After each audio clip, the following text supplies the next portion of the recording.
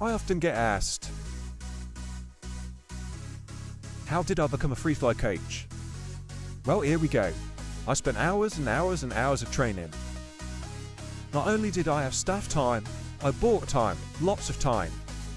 And here it is, I started working at Air Kicks, now commonly known as iFly. And I was so bad, and this is 15 years ago this video is from. And I was still bad. So what we did there is we walked it through and we talked it through. And I got coached from some of the best flyers in the world.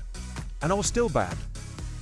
And this is the great bit. One of the team that I originally taught, his name is Sean, was so much better than me. And I still can't thank Sean enough for helping me get past those barriers. He spent a lot of time. He really helped me get my head around free flying, the upside down.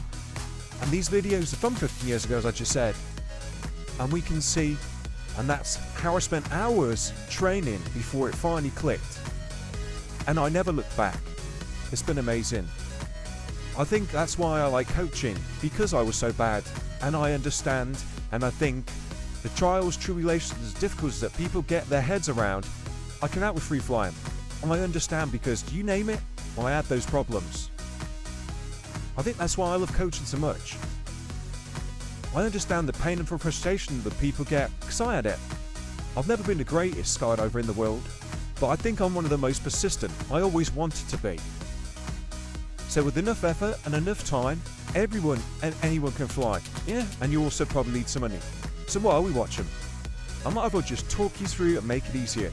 So what I'm doing is, I'm doing different forms of training with Sean at the time, and we're doing different exits, we're doing head up, we're doing head down, we're doing rotations, we're doing carving, in face, out face, and following. And this is 15 years ago, so this was pretty cutting edge stuff at the time.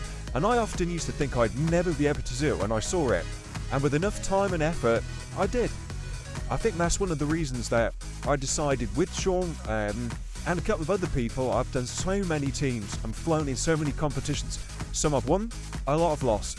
Some I've done okay in. But do you know what? I've never entered a competition and thought I didn't enjoy it and I didn't have a good time. And the people that I've met through skydiving have just been amazing. I can't honestly think of anything I would rather have spent the last 34 years doing. But here we go. So people have asked me and said, how did you get into it? And how did you do this? Well, and after anything else, and when it gets to the end of any video that I ever put up, I have my own catch line. You must have noticed by now, if you've got to the end, what the catch line is. And it should appear on the screen any second. Because I'm going to tell you that while we're practicing these intricate moves, that I often go out for a beer with Sean and we have some great backstories and some shenanigans of what we got up to.